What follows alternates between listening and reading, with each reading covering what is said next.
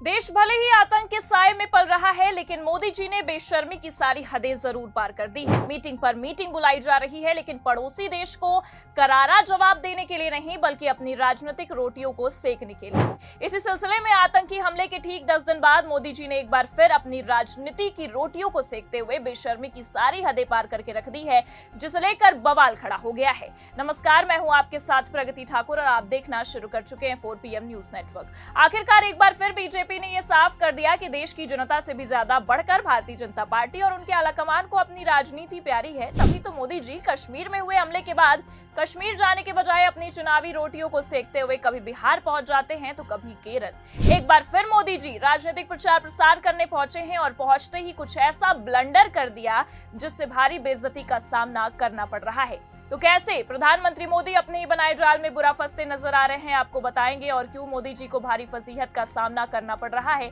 उस पर भी आएंगे। लेकिन उससे पहले आप ये खबर देखिए। आज का कार्यक्रम कई लोगों की नींद हराम करेगा। पीएम मोदी ने शशि थरूर का नाम लेकर क्यों कहा ऐसा? तो जहां एक तरफ पहलगाम में प्रधानमंत्री मोदी को हुए हादसे को लेकर शोक जाहिर करना चाहिए था, वहीं दूसरी तरफ इसके बजाय मोदी जी आज भी राजनीति करने पर उतर आए हैं। खबर में ये साफ देखा जा सकता है कि केरल में चुनावी जनसभा के दौरान पीएम मोदी ने विपक्ष पर निशाना साधने की पूरी कोशिश की है और कहा है कि आज का कार्यक्रम कई लोगों की नींद हराम करेगा। अब उनका ये बयान उनके लिए ही भारी पड़ता नजर आ रहा है, लेकिन ये तो वही बात हो गई, भले से प्रजा को खाने के लाने पड़े हों, लेकिन राजा अपनी मस्ती में व्यस्त है।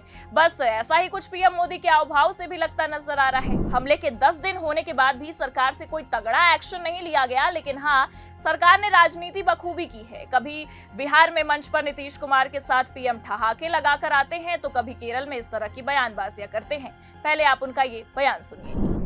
हमारे मुख्यमंत्री जी से भी मैं कहना चाहूंगा, आप तो इंडिया अलायंस के बहुत बड़े मजबूत पिलर है। यहां शशि थरूर भी बैठे हैं और आज का ये इवेंट कई लोगों की नींद हराम कर देगा।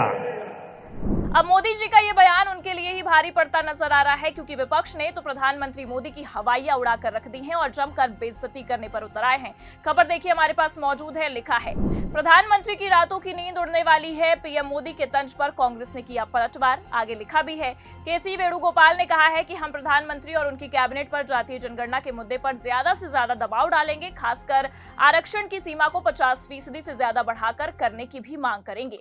हम पीएम मोदी और उनकी कैबिनेट को महिला आरक्षण विधेयक की तरफ जातीय जनगणना की तरह नहीं करने देंगे और जल्द से जल्द जातीय जनगणना कराने के लिए सरकार पर दबाव बनाएंगे। और इतना ही नहीं, आगे बल्कि पीएम मोदी के नींद उड़ाने वाले बयान पर भी पलटवार करते हुए वेणुगोपाल ने कहा है कि पीएम मोदी ने ऐसा क्यों कहा और मुझे नहीं पता कि उन्होंने किस संदर्भ में ये बात की है, लेकिन वे पीएम मोदी ही हैं जिनकी रातों की नींद उड़ने वाली है, ना कि इंडी गठबंधन की, राहुल गांधी या कांग्रेस की नहीं। हम जातीय जनगणना के मुद्दे पर उन पर खूब दबाव बनाएंगे। आपको बता दें कि हाल ही में केंद्र सरकार ने जातीय जनगणना कराने का फैसला किया है, जिसके बाद राजनीतिक बयानबाजियां काफी तेज हो गई हैं। केरल में पीएम मोदी के बयान और उस पर कांग्रेस के पलटवार को भी उसी से जोड़कर देखा जा रहा है। अब जहां एक तरफ केसी वेणुगोपाल ने पीएम मोदी को औकात दिखाई है, तो वहीं दूसरी तरफ आपको बता दें कि कांग्रेस नेत्री सुप्रिया श्रीनेत ने भी प्रधानमंत्री की एक ना छोड़ते हुए बैंड बजा कर रख दी है। उनका ये बयान सुनिए। पहलगाम आतंकी हमले को आज 10 दिन से ज्यादा हो गए। शहीदों के परिवार न्याय की आस लगाए बैठे हैं। ये पूरा देश आक्रोशित है, उद्वेलित है और आशा कर रहा है कि सरकार ऐसा कठोर कदम उठाएगी कि पाकिस्तान को की रूह कांप जाए भारत के खिलाफ किसी भी आतंकी को संरक्षण देने या भारत विरोधी कोई भी गतिविधि करने के लिए।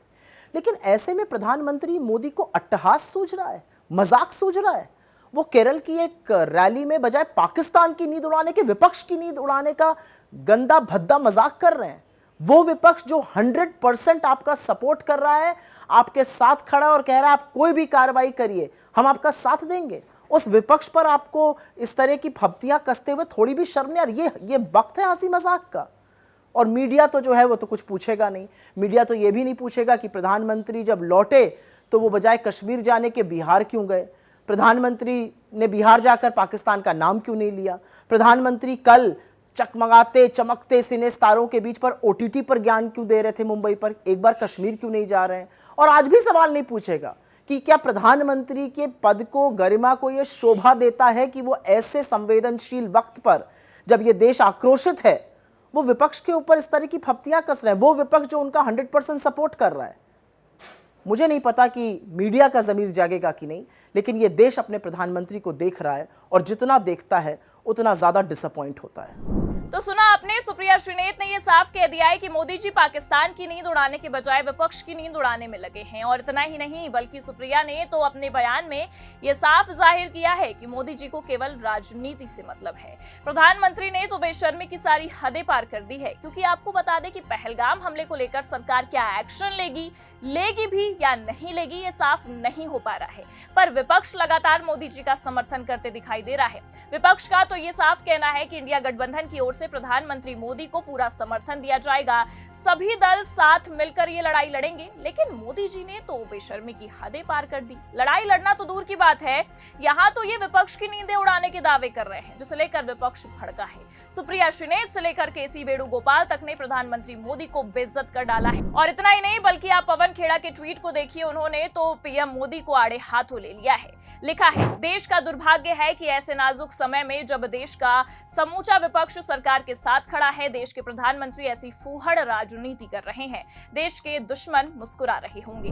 पवन खेड़ा की ये बातें कहीं ना कहीं मोदी जी के इस रवैये को देखने के बाद सच ही साबित हो रही हैं, क्योंकि जिस वक्त प्रधानमंत्री मोदी देश के राजा को दुश्मनों के खिलाफ जंग लड़नी चाहिए, उस वक्त आप देख सकते हैं मोदी जी ने बेशर्मी की हदें पार करते हुए विपक्ष के खिलाफ राजनीति करने पर उतारू हो गए हैं। अब ये राजनीति कहीं ना कहीं मोदी जी पर भारी पड़ने वाली है, क्योंकि जब सर्वदलीय बैठक बुलाई गई थी पहलगाम हमले के बाद, तब भी प्रधानमंत्री मोदी ने उस बैठक में हिस्सा लेना जरूरी नहीं समझा और बिहार में राजनीति करने लगे, मंच पर ठहाके लगा रहे थे। और अब आप देख सकते हैं कि हमले को बीते 10 दिन से ऊपर का समय हो गया है, तब प्रधानमंत्री मोदी एक्शन लेने के बजाय, पाकिस्तान की नींद उड़ाने के बजाय विपक्ष की नींद उड़ा रहे हैं। ऐसे में बीजेपी की खोखली राजनीति और दोहरी मानसिकता साफ उजागर होती नजर आ रही है और बेचारे प्रधानमंत्री मोदी फुल एक्सपोज हो गए हैं। अब ऐसे में देश के प्रधानमंत्री की इस दोहरी मानसिकता को लेकर आप क्या सोचते हैं? आपको क्या लगता है, मोदी जी पाकिस्तान पर एक्शन लेने के बजाय ऐसे ही विपक्ष पर राजनीति कर अपनी रोटियां सेकते रहेंगे